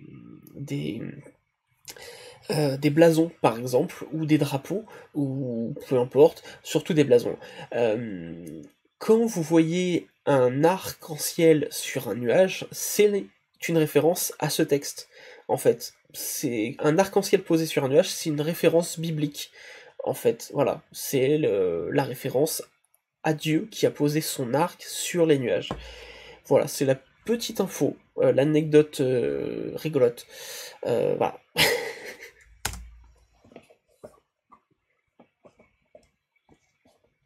Sera au milieu des nuages, je le verrai, et alors je me souviendrai de l'alliance éternelle entre Dieu et tout être vivant qui est sur la terre.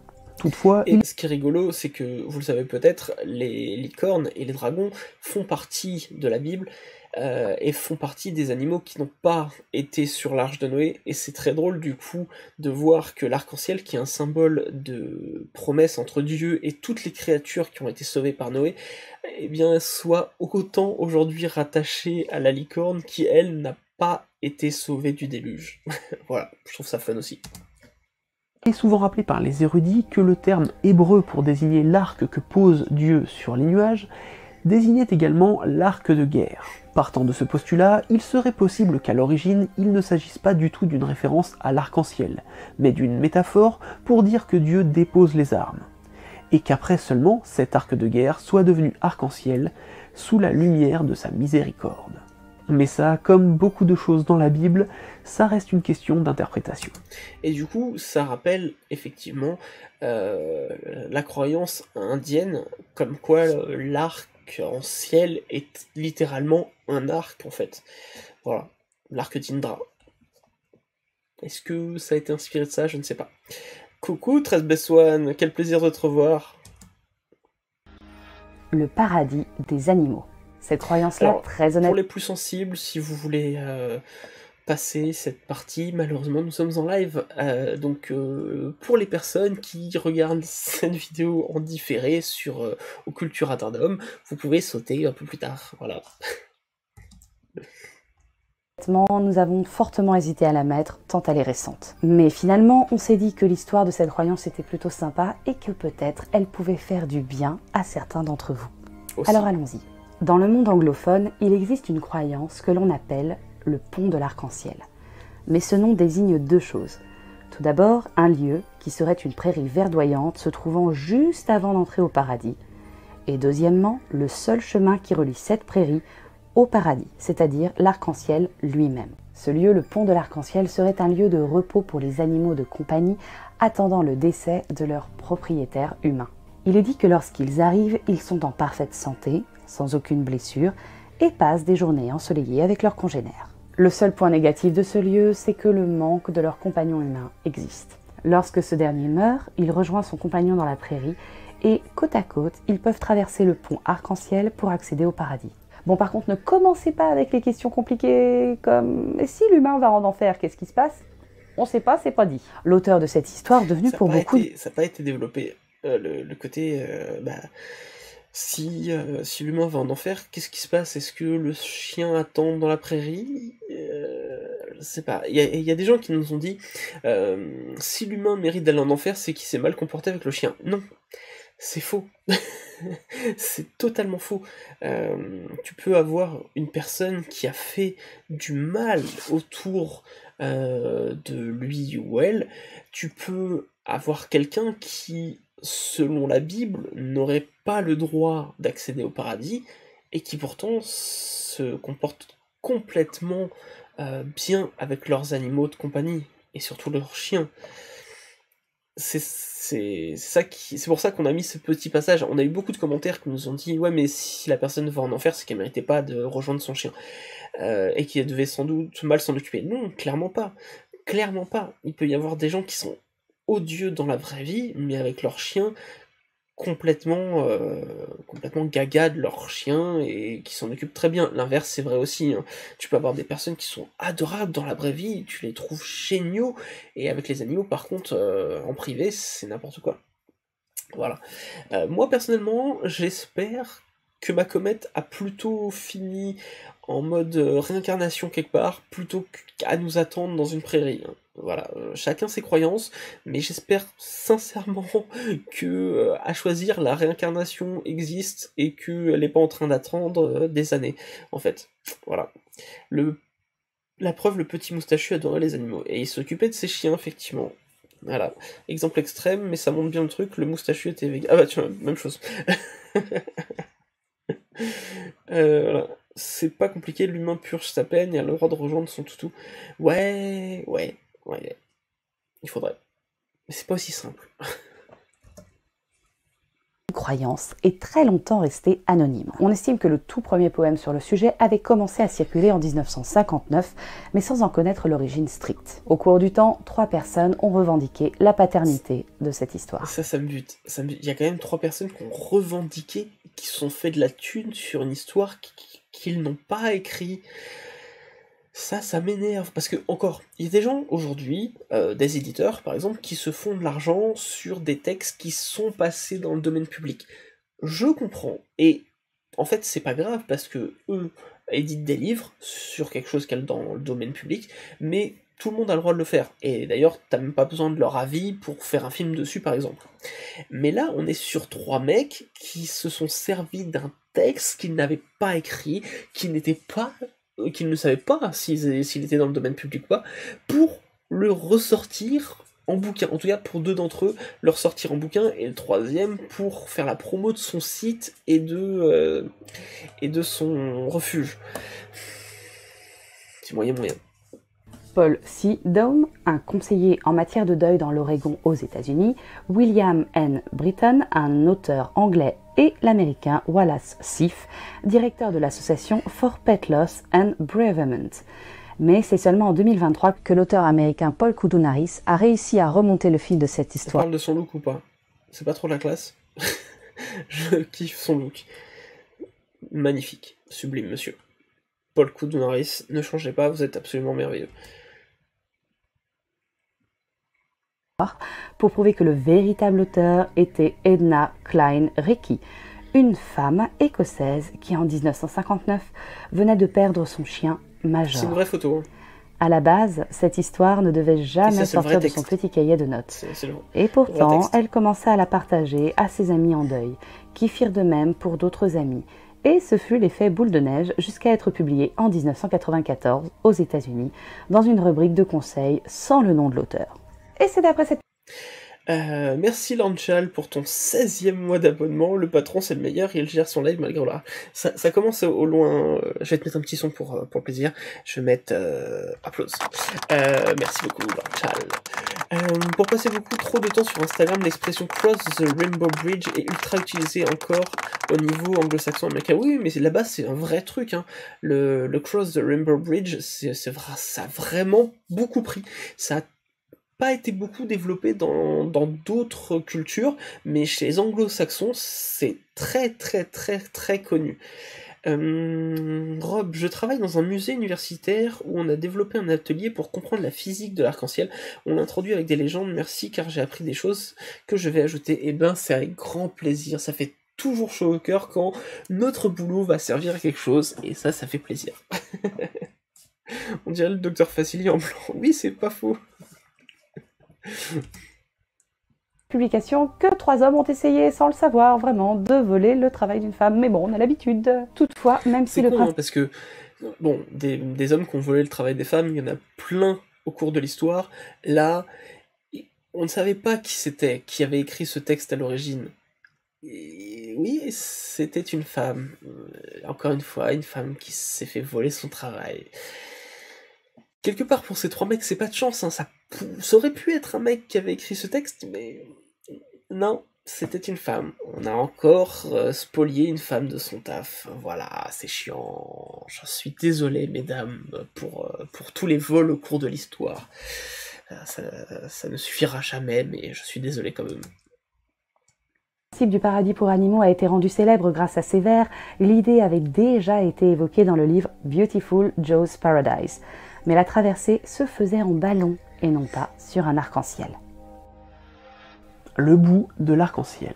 Et allez, on va finir par la reine de toutes les croyances, celle qui a su être assez connue pour faire oublier l'alliance avec Dieu, l'or au bout de l'arc-en-ciel. Cette croyance-là, si vous ne la connaissez pas, eh ben c'est assez incroyable, mais à partir de maintenant, vous la connaîtrez. Dans le folklore irlandais, il est dit qu'au bout de l'arc-en-ciel se cache une marmite remplie d'or. Il existe de nombreuses légendes entourant l'origine de cette croyance, mais une histoire en particulier semble être la plus partagée. En Irlande, un couple de paysans particulièrement pauvres vivait de leur faible récolte.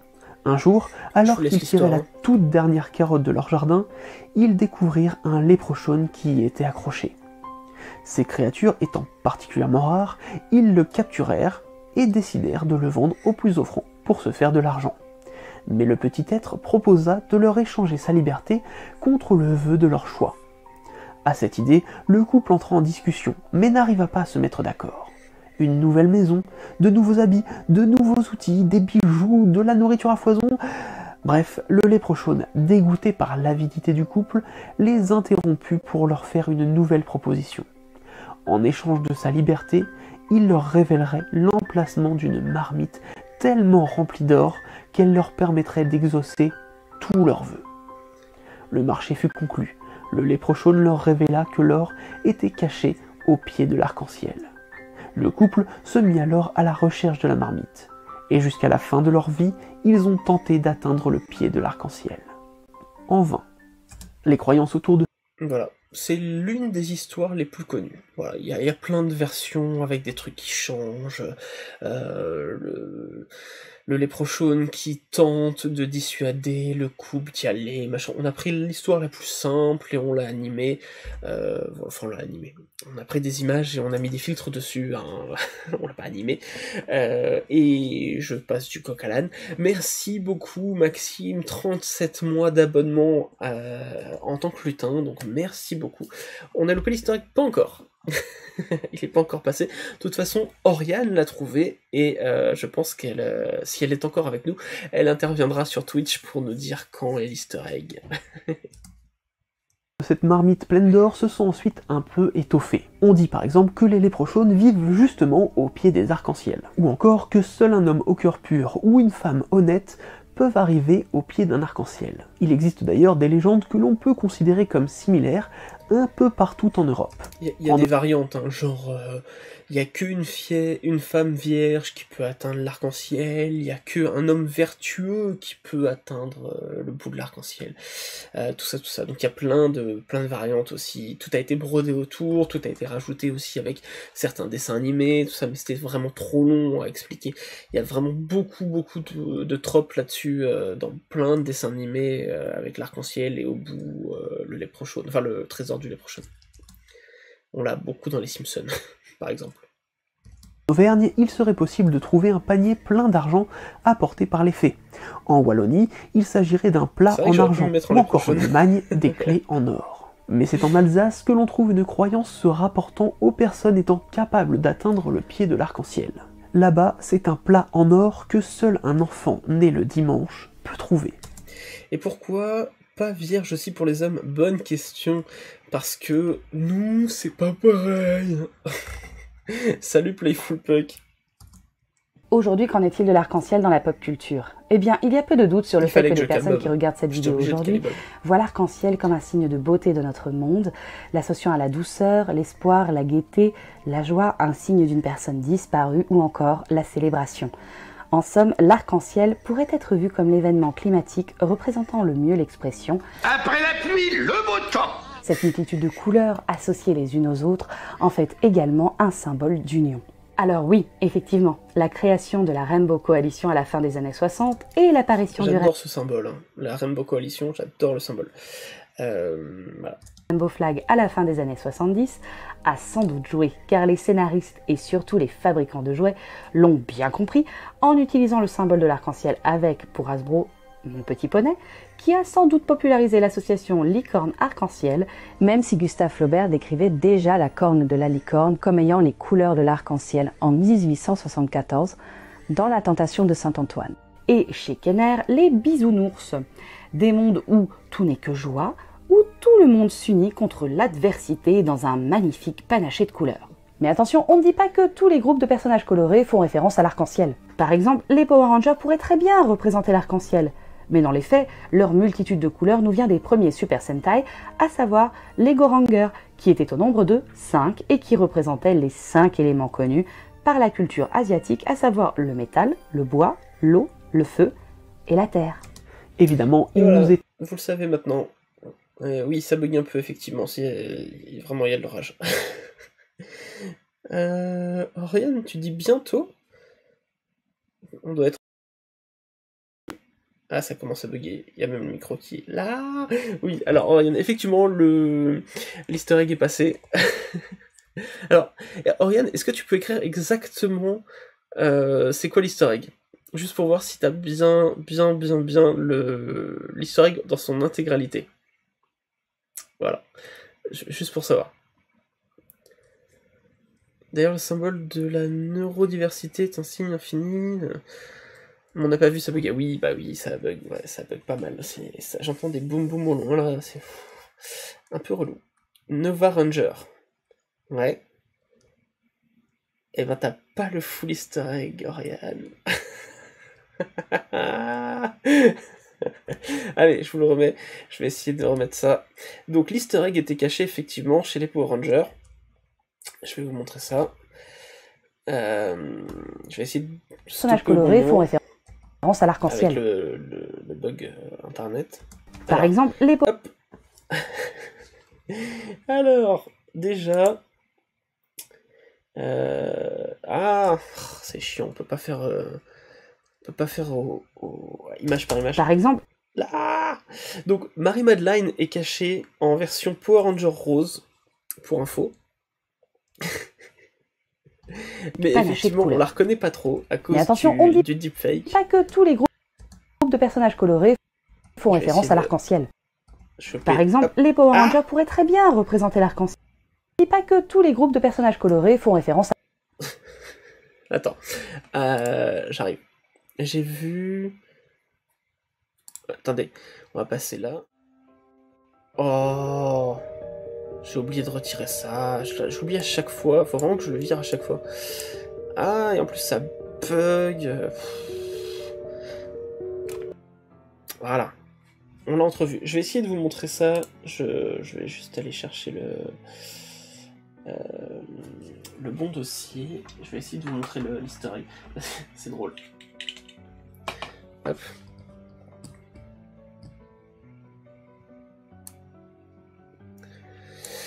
Ah, vu qu'on peut pas faire de l'image par image sur YouTube, c'est un peu galère. Ah ouais, je suis même au ralenti ici, quoi, ça galère. Ça galère de fou. Mais... Pourquoi ça veut pas... Bon, je crois qu'on l'aura pas. Go, go, Power Ranger. Ouais, j'ai pas pu le caler, il le démonétisait. Bon, ça arrive pas à monter, tant pis, on va continuer. Hop.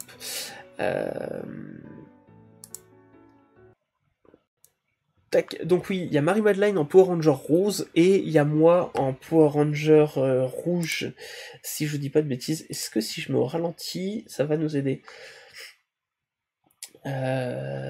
Vitesse de lecture, on va se mettre en 0,25. Allez, on va tenter ça. Ça va être tout lent. À l'arc-en-ciel. Alors, voilà. Ciel. Par exemple, les Power Rangers Voilà, il y a ma tête là. très bien. Les On dirait Marie-Madeleine, elle est bourrée. arc-en-ciel. Alors, hop, Par exemple, hop, Marie-Madeleine. Alors, avec le deepfake, ça lui a fait une tête un peu chelou avec une oreille qui traîne par là. Mais voilà, donc c'est Marie-Madeleine. On la reconnaît un petit peu. Mais je suis d'accord, quand tu disais, Oriane, il y a un effet un peu rajeunissant, mais ouais, je pense que c'est à cause du deepfake que ça fait ça. Mais voilà. Effectivement, il y a Marie-Madeleine en Power Ranger rose. exemple, Elle était français. les Et moi, je suis Power Rangers là, pourraient en Power Ranger rouge. bien repris. On va remettre en vitesse normale, hein. Hop, allez, on reprend. Moi, je te reconnais pas. Eh bah écoute, c'est bien moi. Je vous confirme que c'est pas l'acteur Présenter l'arc-en-ciel. Mais dans les faits, leur multitude de couleurs nous vient des premiers Super Sentai, à savoir les Goranger, qui étaient au nombre de 5 et qui représentaient les 5 éléments connus par la culture asiatique, à savoir le métal, le bois, l'eau, le feu et la terre. Évidemment, il nous est impossible d'énumérer toutes les croyances. Je vote pour une petite story Insta Twitch short avec juste les 2 images, pas de texte, rien de plus. Ok. Liées à l'arc-en-ciel, car celles-ci ont changé, ont évolué, ou ont parfois seulement un petit point de détail qui change entre deux civilisations. Par contre, il est triste de Cette voir vidéo- qu'aujourd'hui, la simple Cette présence vidéo, de je sais pas si vous la connaissez, c'est incroyablement con. Ce mec ne veut pas marcher. Alors je sais pas si c'est un fake ou pas. Sincèrement, je pense que non. Mais le fait de monter sur la barre pour esquiver, de marcher sur un arc-en-ciel, c'est débile. C'est débile. Ça ne va pas te rendre gay. l'arc-en-ciel, non pas dans le ciel, mais reproduit, puisse faire peur. On peut citer par exemple en Arabie Saoudite l'énorme saisie de jouets et de vêtements pour enfants aux couleurs de l'arc-en-ciel qui, selon les autorités saoudiennes, encouragerait l'homosexualité. Ou encore le Qatar qui, la même année, confisquait une importation de pop-it colorés sous prétexte qu'ils portaient des slogans contraires aux valeurs islamiques. Alors, Et les non, slogans, je l'ai pas mis dans la vidéo pour pas développer, machin. Les slogans, c'était, en gros, ajouter de la couleur à votre vie. C'est pas contraire aux valeurs de l'islam que d'ajouter des couleurs dans sa vie. C'est con, c'est vraiment con. Et puis, vraiment, associer les pop-it aux LGBT sous prétexte que les pop-it ont pris une couleur arc-en-ciel, qui est littéralement le multicolore, c'est vraiment très con. C'est vraiment chercher la petite bête. Et en plus, c'est débile parce que, au final, évidemment que les journaux vont s'en emparer et que du coup ça va être propagé dans le monde entier, donc évidemment c'est un bad buzz, ce n'est pas bon du tout pour l'image du Qatar. Évidemment eux ils s'en foutent puisque du coup ils défendent l'islam dans ce contexte-là. Sauf que ce n'est pas défendre l'islam que de détruire des jouets qui littéralement sont juste des jouets multicolores. Voilà, c'est débile. Voilà, je disais dans la vidéo, on n'allait pas le développer. Pourquoi c'est con? Là, je suis en live, je me permets de le faire. C'est con parce que ces pop-it-là n'étaient pas contraires aux valeurs de l'islam. Il n'est pas dit dans l'islam, tu détesteras le multicolore. Littéralement, vous avez un mot pour l'arc-en-ciel, il n'est pas interdit de le prononcer, c'est complètement con. Voilà. Au bureau, on a tous un pop-it sur notre bureau, j'ai une licorne arc-en-ciel, comme quoi. Bah oui, non mais bien sûr, évidemment que tu vas y voir dans l'arc-en-ciel ce que tu veux, c'est-à-dire que là, effectivement, tu peux considérer que l'arc-en-ciel, ça représente la communauté LGBT, mais littéralement, quand les fabricants de jouets font des jouets arc-en-ciel, ils font juste des jouets attirants à l'œil, tu vois. Ils ont pas de rêve direct à la communauté LGBT, c'est pas le drapeau des fiertés, c'est juste du multicolore. En fait, c'est super con. Bref, on continue. Oui, c'est complètement con. Non, mais on est d'accord, on est d'accord. C'est triste, parce qu'en plus, c'est des jouets gâchés. Ils auraient pu leur interdire d'entrer sur le territoire et les envoyer ailleurs. Non, ils les ont détruits. C'est du gâchis en plus de jouets. Non, ne gâche pas les jouets. Alors oui, je ne sais pas qui a fait ce Batman, ce logo Batman arc-en-ciel, d'accord, c'est pas très joli, personnellement, je trouve que le logo Batman, oui, le jaune et noir, j'adore le jaune et noir de ce logo Batman de quand j'étais petit, est le mieux, mais oui, il y aura forcément des gens pour acheter ça, mais c'est une référence à Batman, et tout le monde sait que Batman n'est pas gay. Robin, c'est pas sûr, mais Batman, non. En plus, maintenant, on le sait, c'est plus du côté de Superman qui a du LGBT, puisque le fils de Superman est bi. Voilà, pour les personnes qui ne savaient pas, petite information BDesque, le fils de Superman est bi. Ça nous fait passer pour des bigots débiles. Oui, c'est ça. Bah, après, je sais pas si t'es forcément d'origine cathare, Al-Khalik, t'es peut-être pas qatari, tu vois. Au Maroc, par exemple, ou en Algérie, je pense que les pop-it multicolores, ils sont pas détruits sous prétexte que c'est contraire aux valeurs de l'islam. Mais malheureusement, je suis d'accord que dans le contexte actuel, si le Qatar fait ça, c'est tout l'islam qui prend. Et ça aussi, c'est débile. On est bien d'accord. Robin est carrément gay. On touche pas à Batman. Je voudrais bien voir la vidéo complète sur le type dans les escaliers. Tu marques Rainbow Stair, je crois, sur YouTube et tu l'as. L'un des Robin l'est. Le fils de Bruce, peut-être. De toute façon, il n'y a que 2 Robins. C'est soit Dick Grayson. Oui, Abdal Khalik, oui, je sais bien que c'est les musulmans en général, mais c'est ça qui est triste, en fait, c'est que quand un pays fait une connerie, c'est tous les musulmans qui prennent, alors que ça n'a pas de sens, en fait. Pour moi, dans le MCU, c'est Iron Man le bi. Tu me feras pas croire que le méga playboy, fêtard et ultra curieux de tous expérimenter a pas minimum testé. Ah, je pense qu'il est même plus que bi si tu vas dans cette idée-là. Hein. Je pense que s'il est si ouvert que ça, il est carrément pan. Mais bon, après c'est des débats. Batman, il est peut-être gay, mais bon, il a un kink chelou avec les orphelins. Oui, c'est pas faux. Le 3e Robin, putain, je savais pas qu'il y avait un 3e Robin. J'ai raté le 3e Robin. Tim Drake. D'accord, mais il arrive quand le 3e Robin? Quand le fils de Batman devient le Joker?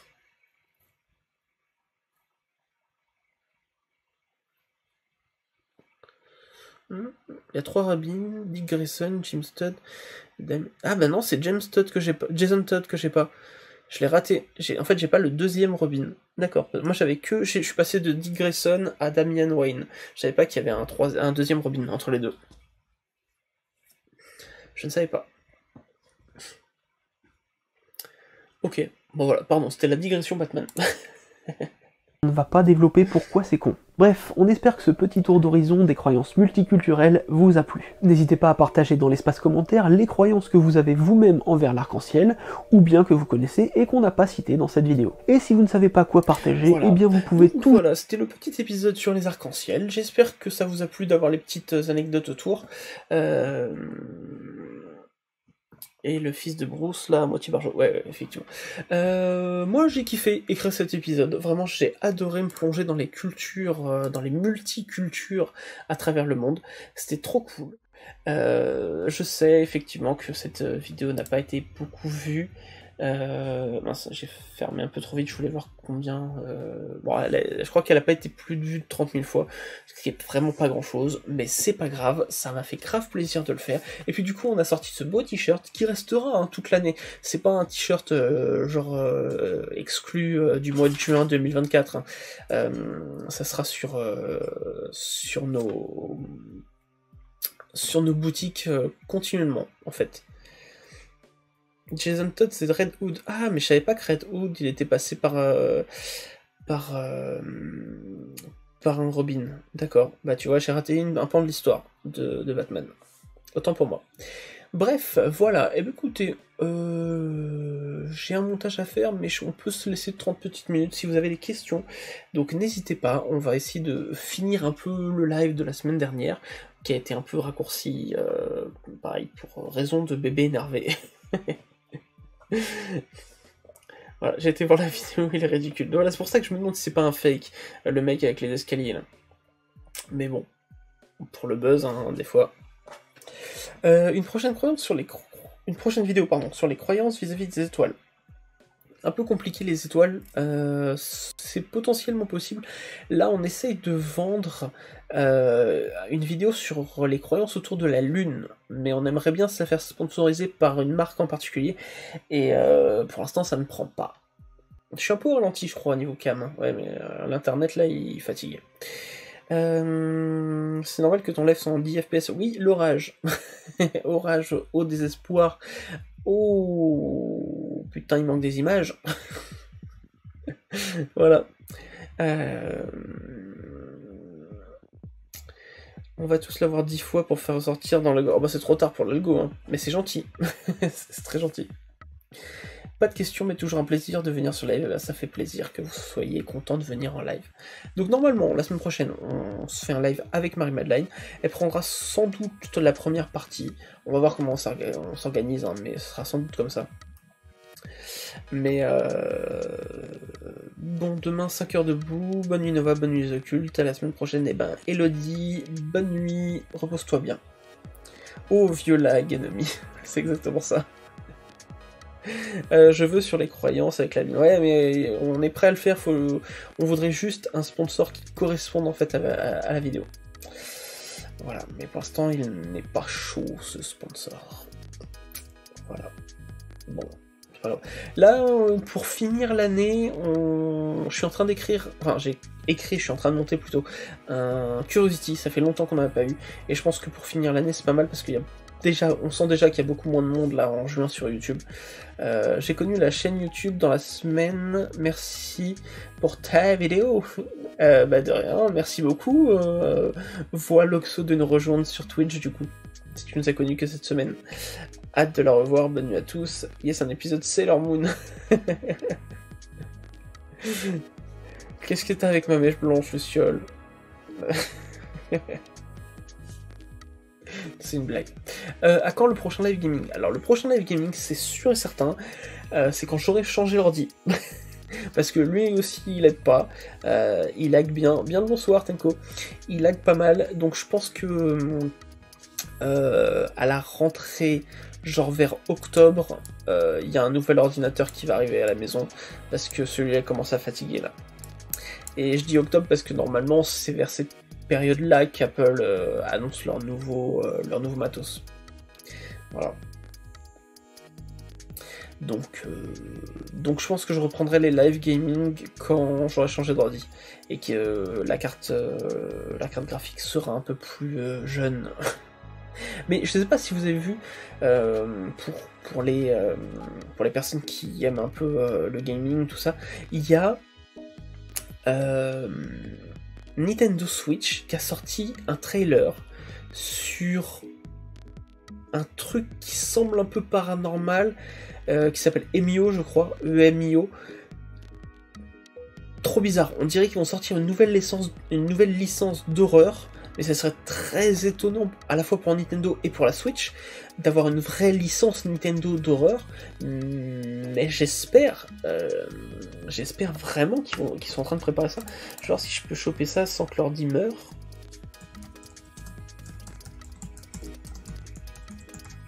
Alors je pourrais pas vous montrer la vidéo, parce que je vais me faire striker. Je peux faire une connerie, un troll bien sûr, comme d'hab, Trade Best One, fais-toi plaisir.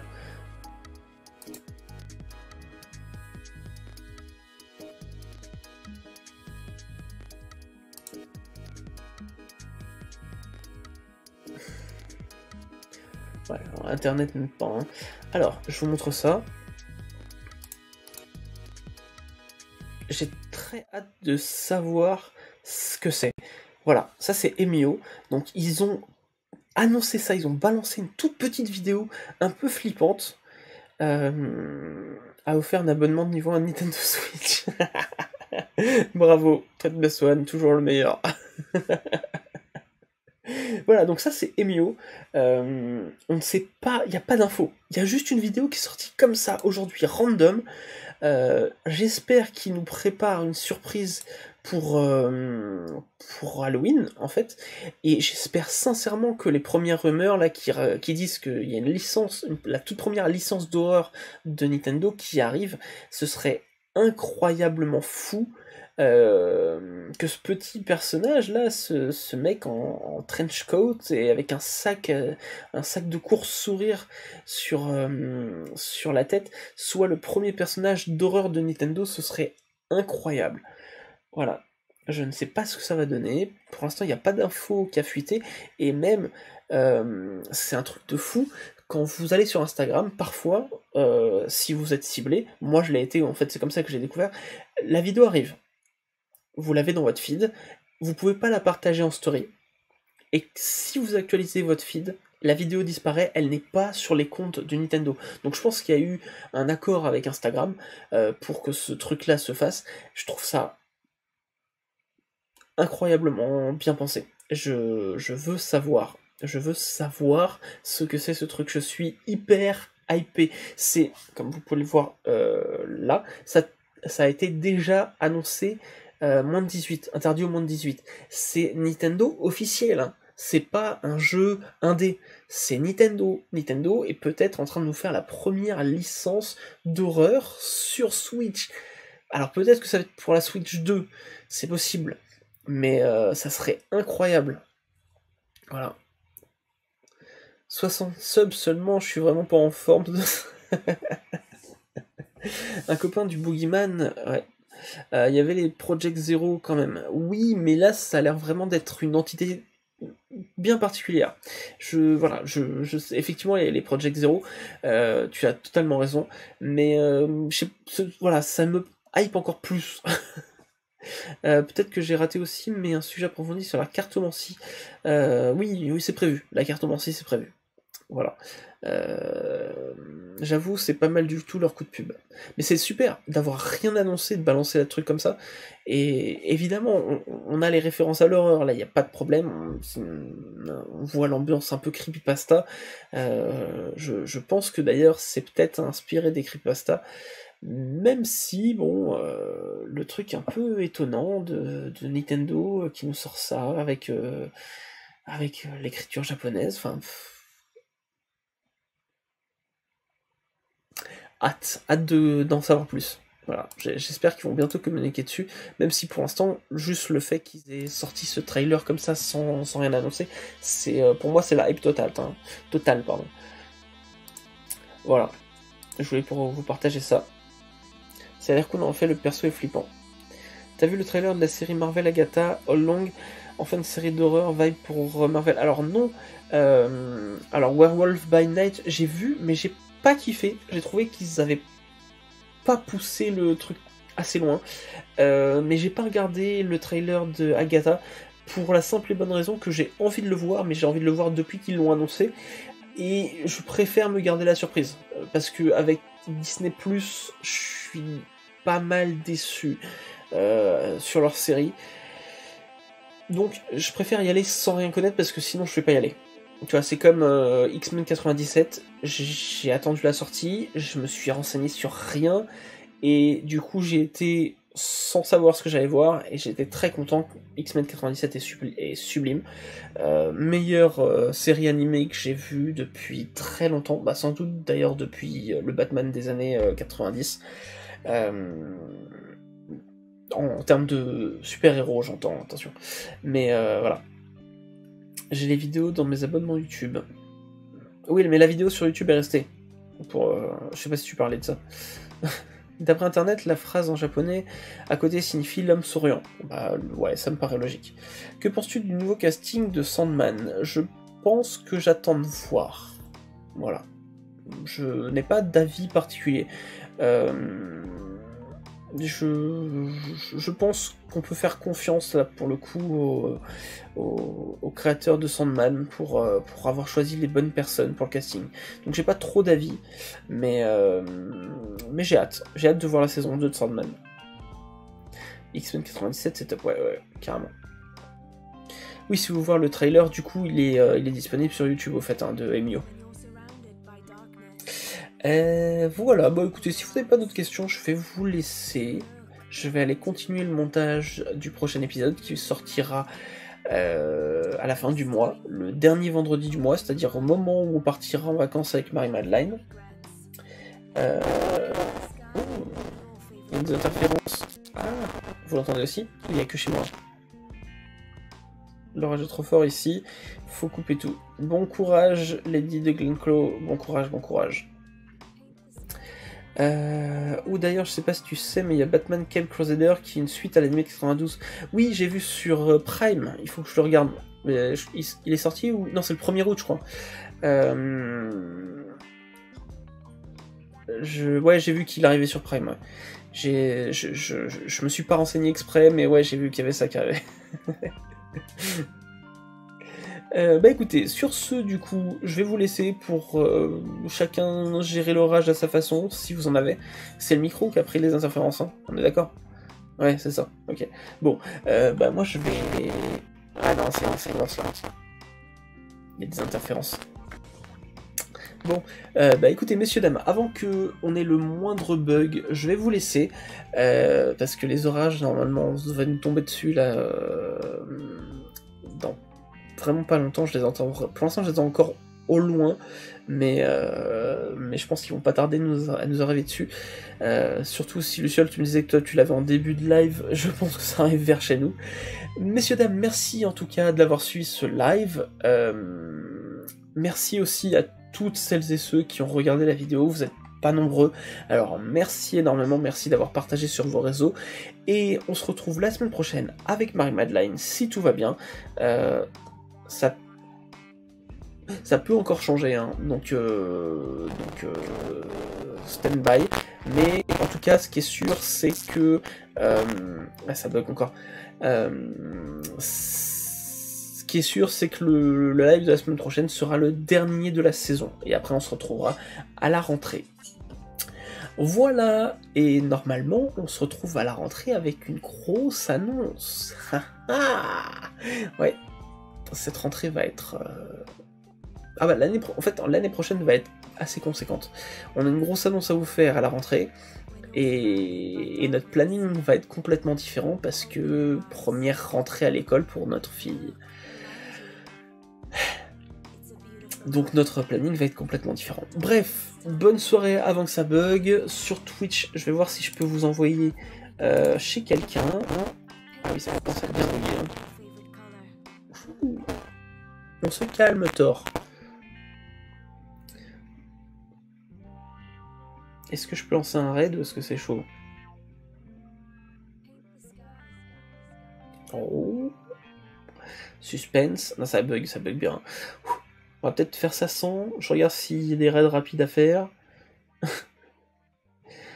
Allez.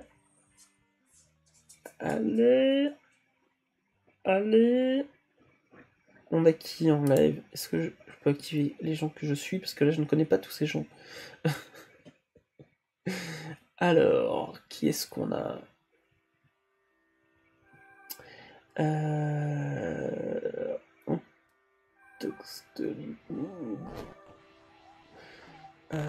Eh ben, je vais vous envoyer chez Antox. Allez. Parce qu'il y a Joueur du Grenier qui est en live, mais 8400 spectateurs. Oh, quoi qu'allez. Allez l'embêter. Comme ça me rappelle, ça lui rappellera que Culture existe. Je vous envoie chez JDG. Comme ça, vous lui passez le bonjour de la part de Culture et ça rappelle qu'on existe. Même si je suis même pas sûr qu'il va voir, il va voir le raid. Vous lui avez pas envoyé de raid ces 30 derniers jours? Oui, d'accord. Très bien. Allez, messieurs, dames, sur ce, je vous envoie chez JDG, et prenez soin de vous, à très vite pour un nouveau moment de culture, kiffez bien, et bon courage pour celles et ceux qui doivent gérer l'orage, hein, parce que là, ça va être compliqué. Je sens que ça va être chaud. Ça marche le raid, là? C'est long comme fin. Bon, allez. Je vais essayer de lancer le live en secret, là, Twitch, et puis bonne soirée, voilà. Un soir, j'aurai peut-être un raid aux cultures, qui sait, peut-être Red Best One, ça sera avec plaisir. Bonne soirée, ciao.